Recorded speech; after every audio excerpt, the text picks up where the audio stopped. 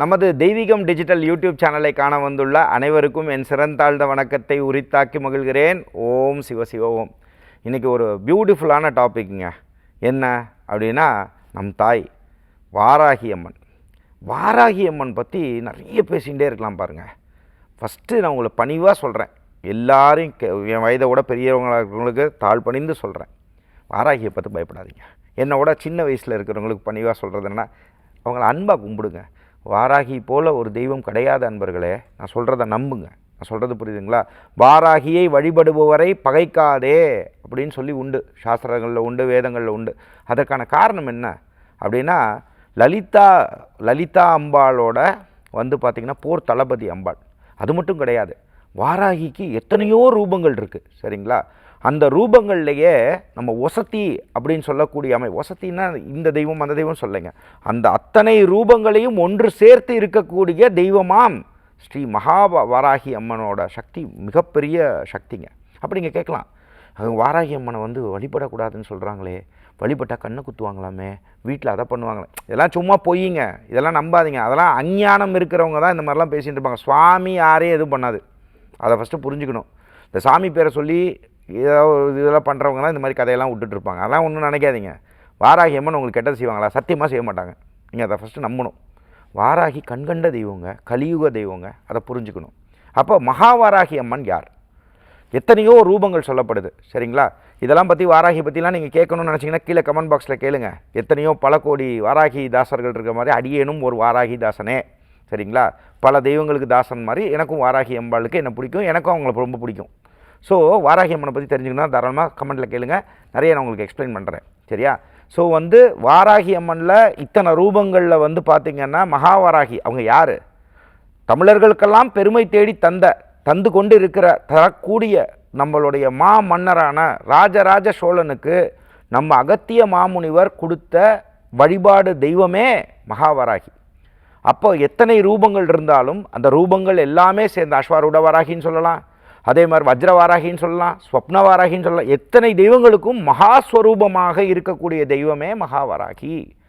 அப்போ அவர் சொல்லக்கூடிய மந்திரம் என்ன அப்படின்னா, ஓம் குண்டலி புரவாசினி சண்டமுண்ட விநாசினி பண்டிதஸ்ய மனோன்மணி வாராகி நமோஸ்துதே அஷ்டலக்ஷ்மி ஸ்வரூபிணி அஷ்டதாரித்ரிய நாசினி இஷ்டகாம பிரதாயினி வாராகி நமோஸ்துதே.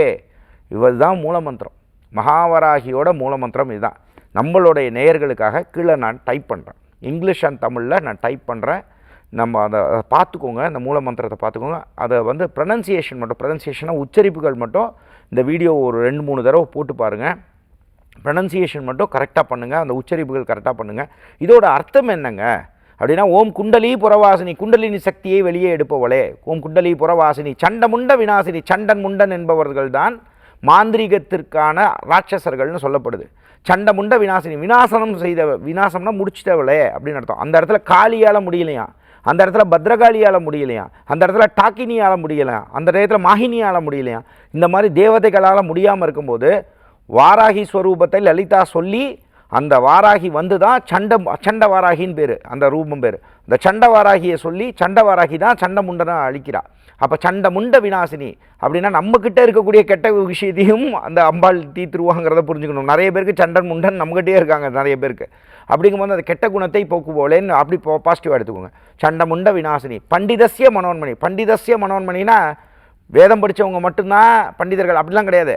பக்தியோடு இருக்கிற எல்லாருமே நம்மளை மாதிரி இருக்க எல்லாருமே பக்தியோடு இருக்கவங்களும் பண்டிதர்களே, அதை புரிஞ்சுக்கணும். பண்டிதஸ்ய மனோன்மணி, அவளை மனசார மானசீகமாக வழிபடக்கூடியவங்களுக்கு எல்லாத்துக்கும் மனோன்மணியாக இருக்கிறவளே பண்டிதஸ்ய மனோன்மணி வாராகி நமோஸ்துதே. மகாவாராகி அம்மா, நான் உன்னை வணங்குகிறேன். அஷ்டலக்ஷ்மி ஸ்வரூபிணி, நீயே அஷ்டலக்ஷ்மி ஸ்வரூபிணி. சத்தியங்க, நீங்கள் மகாவாராகியை கும்பிட்டு பாருங்கள். யாரெல்லாம் வாராகியை கும்பிடுறீங்களோ நம்மளுடைய கர்ம வினையை பொறுத்து 100% 200% நீங்கள் ஒரு ஸ்டேஜுக்கு மேலே பாருங்கள், பணத்தட்டுப்பாடு இருக்காது. வாராகியை வழிபடுறவங்களாம் நல்லா வாட்ச் பண்ணி பாருங்கள். அவங்களுக்கு ஏதாவது ஒரு வகையில் வெல்த் இருந்துகிட்டே இருக்கும். அந்த நிலம் சம்மந்தமாக இருக்கலாம், பணம் சம்மந்தமாக இருக்கலாம், நகை சம்மந்தமாக இருக்கலாம். அப்படியே கொண்டு வந்துருவா வாராகி, நீங்கள் புரிஞ்சுக்கணும், சரியா? அஷ்டலக்ஷ்மி ஸ்வரூபிணி அஷ்டதாரித்ரிய நாசினி. அஷ்டதாரித்ரியம் 8 வகையான தர்திரம் இருக்குதுன்னு சொல்லப்படுது. அந்த 8 வகையான தர்திரத்தை அழிப்பவளே அப்படின்னு சொல்லப்படுது. நீங்கள் ஒன்றே அஷ்டலட்சுமி சொல்கிறீங்க, அஷ்டதாரித்ரிய நாசினா நீங்கள் ஒன்றே இந்த வாஸ்து கிஸ்துலாம் போட்டு குழப்பிக்கக்கூடாது. சரிங்களா? அஷ்டதாரித்ரிய நாசினி, இஷ்டகாம பிரதாயினி, நான் கேட்பதையும் தருபவளே, நான் கேட்காததையும் தருபவளே அப்படின்னு அர்த்தம். அப்படின்னா சில நேரத்தில் நம்ம கேட்போம், 1 கோடி ரூபா வந்தால் நல்லா இருக்குமே, இந்த பாய் ஃப்ரெண்ட் கிடைச்சா நல்லா இருக்குமே, இந்த கேர்ள் ஃப்ரெண்ட் கிடைச்சா நல்லா இருக்குமே, இந்த வேலை கிடைச்சா நல்லா இருக்குமே. சில நேரத்தில் அது கிடைக்காம இருக்கிறது நல்லதாக இருக்கும். அந்த காலங்கள் வரும்போது அந்த காட்சிகள் மாறும், அதோட அர்த்தம் உங்களுக்கு புரியும். அப்போது இந்த மாதிரி விஷயங்களை, சில விஷயங்களை தடுத்து நிறுத்தக்கூடிய பராக்கிரமமான தெய்வம் தான் அவள். கேட்டதை தருவாள், கேட்காததை தருவாள். சில நேரத்தில் நம்ம கேட்டது கெட்டதாக இருந்தால் தரமாட்டாள். அஷ்டதாரித்ரிய நாசினி இஷ்டகாம பிரதாயினி வாராகி நமோசுதே, மகாவாராகி தாயே நான் உன்னை வணங்குகிறேன். இந்த மந்திரத்தை மனசார சொல்லலாம். இந்த அம்பாளை வீட்டில் வச்சு கும்பிடலாமா? தைரியமாக கும்பிடுங்க. நான் சொல்கிறேன், அடியேன்னு சொல்கிறேன், பாசமாக பல தலைமுறையாக கும்பிட்றோம். அப்படிங்க சுபிட்சமாக இருக்கும். நான் சொல்கிறத புரிஞ்சுக்கணும். நீங்களும் வளங்க, சுபிட்சமாக இருங்க. சரியா? அப்போ பஞ்சமுக விளக்கேற்றலாம், பஞ்சமுக விளக்கேற்றலாம். அதே மாதிரி நீங்கள் இந்த பஞ்சதீப எண்ணெய் தான் ஏற்றணுமா, அது உங்களோட இதை பொறுத்து. நாங்கள் ஜென்ரலாக நாங்களாம் வீட்டில் எப்படி கும்பிட்றோம், நெய் விட்டுப்போம், நல்லெண்ணெய் கலந்து நல்ல நெய் வாங்கிப்போம், நல்ல செக்காட்டினா நல்லெண்ணெய் வாங்குவோம். முடிஞ்சால் பக்கத்தில் இருக்கக்கூடிய பலசரக்கு கடை, நம்மளை நம்பி தொழில் பண்ணுறவங்களுக்கும் சேர்த்து பண்ணுங்கள். அவங்களும் சந்தோஷப்படுவாங்க, நீங்களும் சந்தோஷப்படுவீங்க. ஏதோ டிஸ்கவுண்ட் ப்ரைஸில் கொடுக்குன்னு ஆன்லைனில் வாங்குறதோட இந்த மாதிரி விஷயங்களை கொஞ்சம் ஹெல்ப் பண்ணிங்கன்னா அவங்களும் சந்தோஷமாக, அவங்களும் நல்லா இருப்பாங்க. ஸோ அதனால் நீங்கள் என்ன பண்ணுங்கன்னா, அந்த எண்ணெயை கலந்து, அந்த நெய்யை கலந்து கூட நீங்கள் பஞ்சமுக விளக்கேற்றலாம். அதே மாதிரி நீங்கள் என்ன பண்ணலாம், அம்பாளுக்கு கிழங்கு ரொம்ப பிடிக்கும்னு சொல்லப்படுது. அப்போ நீங்கள் இதெல்லாம் மேண்டேட்ரியா கட்டாயமா? அப்படி கிடையாது. இருந்தாலும் இதையும் வச்சிங்கன்னா இன்னும் நல்லாயிருக்கும். ஸோ சீனி கிழங்கு எடுத்து சுவாமிக்கு அம்பாளுக்கு வைக்கலாம். அது மட்டும் இல்லாமல் மரவள்ளி கிழங்கு வைக்கலாம். இந்த மாதிரி வழிபாடுகள் செய்யலாம். அது மட்டும் இல்லாமல் பேரிச்சம்பழம் வைக்கலாம். பேரிச்சம்பழத்தை கொஞ்சோண்டு தேன் வைக்கலாம். இந்த மாதிரி வச்சு அம்பாளுக்கு, வாராகி அம்மனுக்கு நீங்கள் தாராளமாக வழிபாடுகள் செய்யலாம். அப்போ வழிபாடுகள் செய்யும் பொழுது புஷ்பங்களால் அர்ச்சனை செய்யலாம். அப்போ இந்த மூல மந்திரத்தையே சொல்லிக்கோங்க.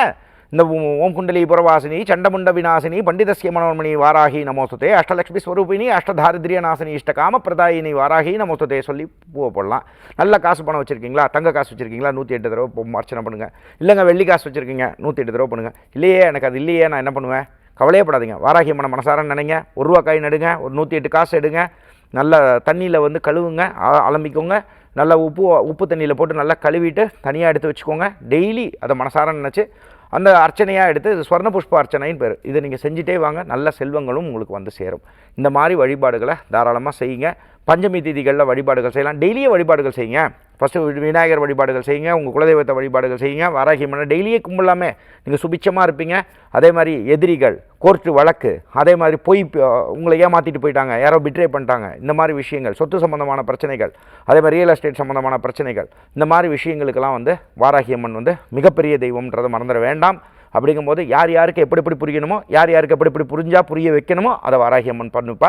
மித்தபடி நீங்கள் யாரையும் செய்ய வேண்டாம். என்னை சுற்றி என்ன நடக்குதுன்னு எனக்கு தெரியாது மகாவாராகி அம்மா, நீ தான் என்னை காப்பாற்றணும், நீ தான் ஜெயிக்க வைக்கணும். அம்பாள்கிட்ட போய் சரண்டர் ஆயிருங்க. அம்பாள் மிச்ச விஷயங்களை யார் யாருக்கு எப்படி புரிய வைக்கணுமோ அவங்கவுங்க ஸ்டைலில் அவங்கவுங்க புரிய வச்சுப்பாங்க. நீங்கள் அம்பாளை விடாமல் வழிபாடுகள் செய்யுங்க, சுபிச்சமாக இருங்க. ஏதாவது டவுட்ஸ் இருந்தால் கீழே கமெண்ட் பாக்ஸில் கேளுங்க. ஃப்ரீ டைமாக இருக்கும்போது உங்களுக்கு நான் கமெண்ட் பாக்ஸில் நான் ரிப்ளை பண்ணுறேன் நண்பர்களே. இதே மாதிரி நிறைய பேர் சேனல் பார்த்துட்ருக்கீங்க. பக்கத்தில் இருக்க சப்ஸ்கிரைப் பட்டனை கிளிக் பண்ணிக்கோங்க, பெல் ஐக்கானை கிளிக் பண்ணுங்கள். இந்த வீடியோ உங்களுக்கு ஒரு வேளை பிடிச்சதுனா லைக் பண்ணுங்கள். பக்கத்தில் இருக்க உங்கள் ஃப்ரெண்ட்ஸ் அண்ட் ஃபேமிலிக்கு இது தேவைப்படும்னு நினச்சிங்கன்னா ஷேர் பண்ணுங்கள். அதே மாதிரி பெல் ஐக்கானை கிளிக் பண்ணிங்கன்னா சேனல் அப்டேட்ஸ் உங்களுக்கு ரெகுலராக வரும் நண்பர்களே. அடுத்த நிகழ்ச்சியில் உங்களை சந்திக்கும் வரை உங்களிடமிருந்து வணக்கம் கூறி விடைபெறுவது உங்கள் விஜய் சேத்து நாராயணன். நன்றி, வணக்கம். ஓம் சிவ சிவ ஓம்.